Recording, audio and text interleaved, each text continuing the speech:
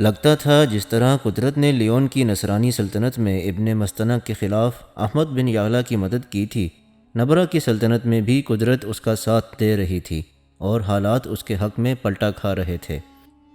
جس وقت اسے بمبلونہ شہر کے زندان میں ڈالا گیا تو قید میں ڈالنے کے چند ہی دن بعد نبرہ کی سلطنت میں ایک انقلاب رونما ہوا یوں کہ نبرہ کے بادشاہ شانجا کی بیٹی انفنٹا، جو کشتالیہ کے نواب گونزالیس کو پسند کرتی تھی، اندر ہی اندر اس سے محبت کرتی تھی اور کئی بار دونوں شکار کے دوران ایک دوسرے سے ملاقاتیں بھی کر چکے تھے۔ انہی دنوں شہزادی انفنٹا نے بڑی رازداری کے ساتھ اپنا ایک قاصد کشتالیہ کے کاؤنٹ اور نواب گونزالیس کی طرف بھجوایا اور اسے یہ پیغام دیا کہ وہ دیر نہ کرے، کشتالیہ سے نکل کر نبرہ آئے، اس کے باپ شانجا سے ملے اور اس سے اس کا رشتہ طلب کرے۔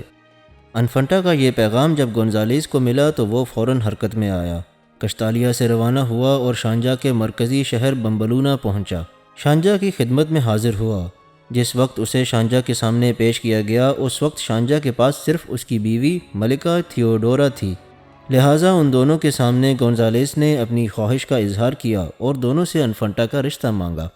گونزالیس کی بدقسمتی کہ لیون کی عیسائی سلطنت کے حکمران افونش کو بھی اطلاع ہو گئی کہ کشتالیہ کا نواب گونزالیس انفنٹا کا رشتہ مانگنے کے لیے بمبلونہ پہنچا ہے، لہٰذا افونش نے جو لیون کا بادشاہ تھا تیز رفتار قاصد نبرہ کے بادشاہ شانجا کی طرف روانہ کیے اور اسے مشورہ دیا کہ انفنٹا کی شادی گونزالیس کے ساتھ کرانے کی بجائے بہتر یہی ہے کہ گونزالیس کو گرفتار کر کے زندان میں ڈال دیا جائے۔ لیون کا حاکم گونزالیس کے خلاف اس لیے تھا کہ کشتالیہ کا علاقہ جہاں کا گونزالیس حاکم تھا وہ دراصل لیون کی سلطنت کا ایک حصہ تھا، لیکن گونزالیس لیون کے حکمرانوں کے خلاف اکثر بغاوت اور سرکشی کرتا رہتا تھا اور ان کی اطاعت گزاری کا پابند نہ تھا۔ اس کے علاوہ دوسری اہم بات یہ کہ شانجا کی بڑی بیٹی لیون کے بادشاہ افونش کی بیوی تھی۔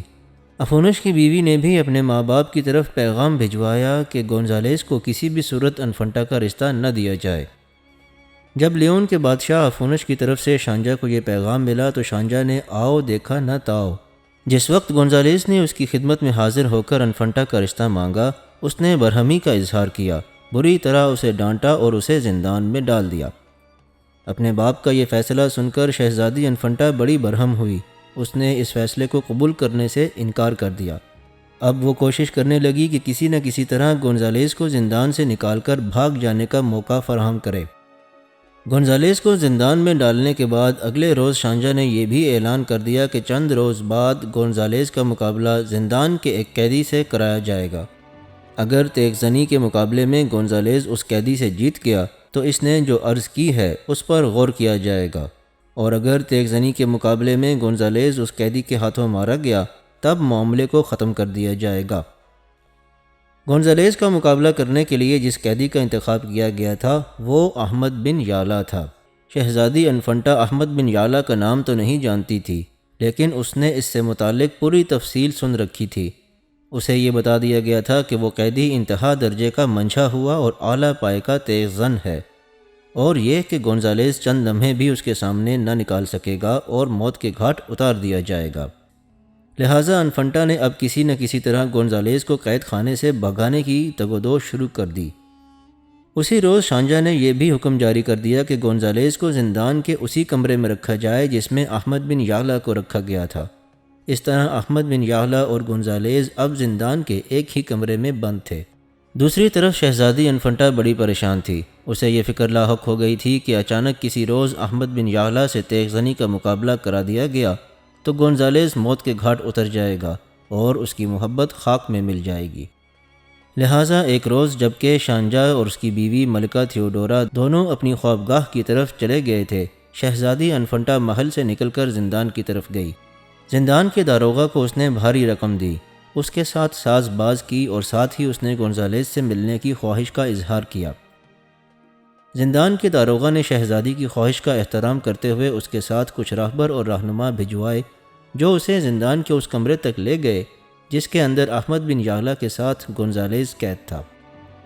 جب زندان کے اس کمرے کے سامنے شہزادی انفنٹا گئی تو اس وقت زندان کے اندر گونزالیس اور احمد بن یعلا دونوں اکٹھے بیٹھے آپس میں باتیں کر رہے تھے، جاگ رہے تھے۔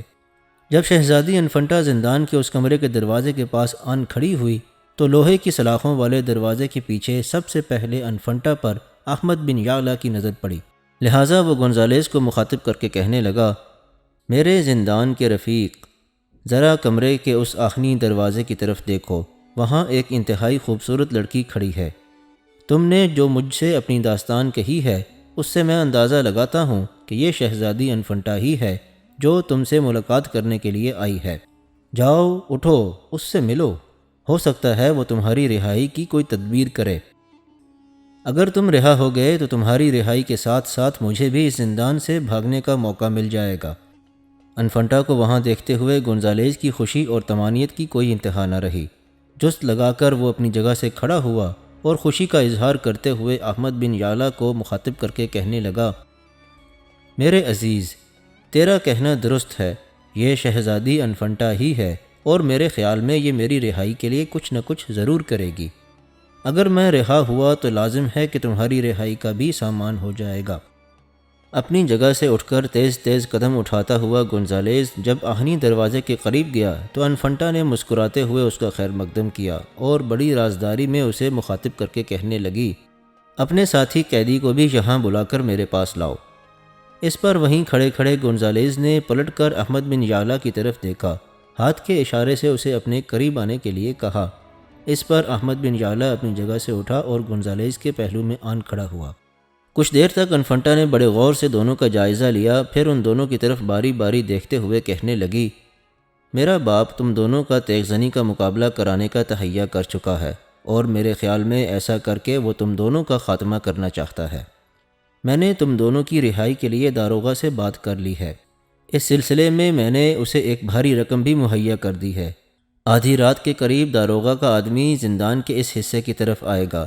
تمہارے اس کمرے کے آخری دروازے کی چابیاں جس شخص کے پاس رہتی ہیں اسے نشہ طاری کرنے والا مشروب پلائے گا، جسے پی کر وہ چند لمحوں بعد بے ہوش ہو جائے گا۔ داروغہ کا آدمی اس کے بے ہوش ہو جانے کے بعد حرکت میں آئے گا اور اسے کھینچ کر تمہارے کمرے کے دروازے کے پاس ڈال دے گا۔ کمرے کا دروازہ کھول دے گا اور چابی پہلے کی طرح اس کی کمر سے نہیں باندھے گا بلکہ دروازے کے قریب گرا دے گا۔ جب تم دونوں اس کمرے سے نکلو گے تو زندان کے بائیں حصے کی طرف جانا، وہاں چھوٹا سا ایک کھلا میدان ہے۔ اس میدان کے سامنے جو زندان کی دیوار ہے اس دیوار کے ساتھ رسوں کی سیڑھی لٹک رہی ہوگی۔ رسوں کی یہ سیڑھی جس طرح اندر ہوگی اس طرح باہر بھی ہوگی اور اندر باہر دونوں جگہ اس رسی کو مضبوط کھونٹوں سے باندھ دیا جائے گا۔ یہاں سے نکلنے کے بعد تم دونوں رسوں کی اس سیڑھی کے پاس جاؤ گے۔ سیڑھی کے ذریعے زندان کی دیوار کو عبور کر کے دوسری طرف چلے جانا۔ جب تم دوسری طرف اترو گے تو دیوار کے بالکل ساتھ اندھیرے میں 3 گھوڑے کھڑے ہوں گے۔ یہاں تک کہنے کے بعد شہزادی انفنٹا رکی۔ اس کے بعد احمد بن یعلا کی طرف دیکھتے ہوئے کہنے لگی، اے اجنبی مہمان، میں نہیں جانتی تیرا نام کیا ہے، پر میں تجھے اجنبی بھائی ہی کہوں گی۔ جن 3 گھوڑوں کا میں نے ذکر کیا ہے ان تینوں میں ایک گھوڑا تمہارا بھی ہوگا، اور گھوڑے کی زین کے ساتھ جو سامان تمہاری آمد کے وقت بندھا ہوا تھا وہ سارا سامان تمہارے گھوڑے کی زین کے ساتھ ہوگا۔ جو دوسرے 2 گھوڑے ہوں گے ان میں سے ایک گونزالیز کے لیے اور تیسرا میرے لیے ہوگا۔ یہاں تک کہنے کے بعد انفنٹا رکی، پھر بڑے غور سے گونزالیز کو مخاطب کر کے کہنے لگی، اب میں یہاں نہیں رہوں گی۔ میں کیونکہ تم سے محبت کرتی ہوں، تم بھی مجھ سے چاہت کا اظہار کر چکے ہو اور ہم دونوں ایک دوسرے کو اپنی زندگی کا ساتھی بنانے کا عزم کر چکے ہیں، لہٰذا میں بھی تمہارے ساتھ یہاں سے نکل کر کشتالیہ جاؤں گی۔ وہاں ہم دونوں شادی کر لیں گے اور میاں بیوی کی حیثیت سے پرسکون زندگی بسر کریں گے۔ یہاں تک کہنے کے بعد انفنٹا رکی، پھر سوالیہ سے انداز میں گونزالیز کی طرف دیکھتے ہوئے کہنے لگی، گونزالیز، کیا تم میرے اس منصوبے سے اتفاق کرتے ہو؟ گونزالیز نے اپنے دونوں ہاتھ باہر نکالے، انفنٹا کے دونوں ہاتھ اپنے ہاتھوں میں لے کر انہیں ایک طویل بوسہ دیا اور پھر کہنے لگا، یہ میری خوش قسمتی ہوگی کہ تم بھی یہاں سے بھاگ کر کشتالیہ چلو، اس طرح میں اپنا گوہر مقصود حاصل کرنے میں کامیاب ہو جاؤں گا۔ جواب میں انفنٹا مسکرائی اور کہنے لگی، اگر یہ بات ہے تو جس وقت سیڑھیاں اتر کر تم لوگ زندان سے باہر جاؤ گے تو جہاں 3 گھوڑے تمہارے منتظر ہوں گے وہاں میں بھی اندھیرے میں زندان کی دیوار کے ساتھ کھڑی تمہارا انتظار کر رہی ہوں گی۔ اس موقع پر احمد بن یعلا کی خوشی کی کوئی انتہا نہ تھی، اس لیے کہ گونزالیز کے ساتھ قدرت اس کی رہائی کا بھی سامان کر رہی تھی۔ یہ ساری گفتگو کرنے کے بعد انفنٹا چلی گئی، جبکہ گونزالیز اور احمد دونوں پہلے کی طرح زندان کے اس کمرے میں بیٹھ کر کسی موضوع پر گفتگو کرنے لگے۔ آدھی رات کے قریب زندان کا کوئی کارکن ایک شخص کو گھسیٹتا ہوا اس کمرے کے سامنے لایا جس میں احمد اور گونزالیز بند تھے۔ کمرے میں جلتی چھوٹی سی مشل کی روشنی میں انہوں نے دیکھا کہ جو کارکن کسی کو گھسیٹ کر لایا تھا اس نے ایک چابی سے اس کمرے کا قفل کھولا، پھر ان دونوں کو مخاطب کر کے کہنے لگا، معزز مہمانوں، تمہارے لیے یہاں سے بھاگ نکلنے کا یہ بہترین موقع ہے، لہٰذا زندان کے اس کمرے سے نکل کر بھاگ لو۔ اس پر احمد اور گونزالیز دونوں اٹھ کھڑے ہوئے، زندان کے اس کمرے سے باہر نکلے۔ جو کارکن بے ہوش آدمی کو گھسیٹ کر لایا تھا اس نے لوہے کا دروازہ بند کر کے قفل کی چابی اور قفل وہیں نیچے گرا دیے۔ زندان کے کمرے سے نکل کر گونزالیز اور احمد دونوں زندان کی بیرونی دیوار کے اس حصے کی طرف بھاگے جس کی نشاندہی انفنٹا نے کی تھی۔ جب وہ اس طرف گئے تو انہوں نے دیکھا کہ وہاں دیوار کے ساتھ رسوں کی ایک سیڑھی تھی۔ دونوں نے ایک دوسرے کی طرف دیکھا، پھر کچھ کہے بغیر بڑی تیزی سے سیڑھیاں چڑھنے لگے۔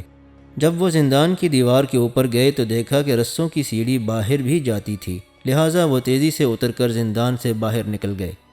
جس طرح انفنٹا نے تفصیل بتائی تھی اسی طرح زندان سے باہر دیوار کے ساتھ 3 گھوڑے کھڑے تھے۔ ان گھوڑوں میں سے ایک احمد بن یعلا کا گھوڑا بھی تھا جس کی زین کے ساتھ اس کی ساری چیزیں بندھی ہوئی تھیں۔ دونوں جب سیڑھیاں اتر کر نیچے آئے تو ایک طرف سے بھاگتی ہوئی انفنٹا گونزالیز کے پاس آئی اور ایک طرح سے اس سے لپٹ گئی۔ گونزالیز نے جلدی جلدی اسے ایک گھوڑے پر بٹھایا اور خود دوسرے گھوڑے پر ہو بیٹھا۔ اتنی دیر تک احمد بھی اپنے گھوڑے پر سوار ہو چکا تھا۔ پھر تینوں زندان کے اس بیرونی احاطے اور آبادی سے نکل کر جنوب کی طرف اپنے گھوڑوں کو سرپٹ دوڑا رہے تھے۔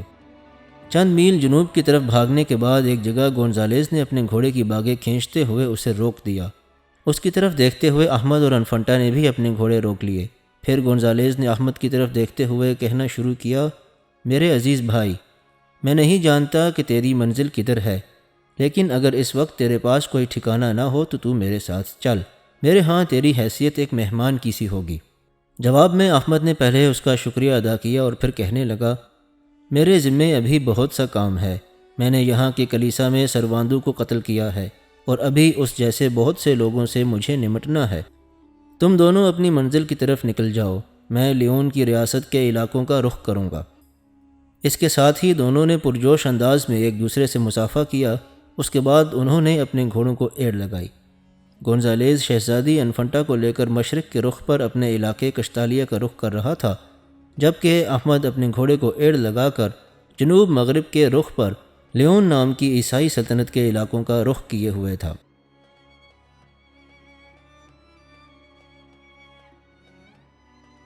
اگر آپ کو یہ ویڈیو پسند آئی ہو تو اس کو لائک اور شیئر ضرور کیجیے گا اور چینل کو سبسکرائب بھی کر لیجیے گا تاکہ آئندہ آنے والی تمام ویڈیوز آپ کو باقاعدگی سے مل سکیں۔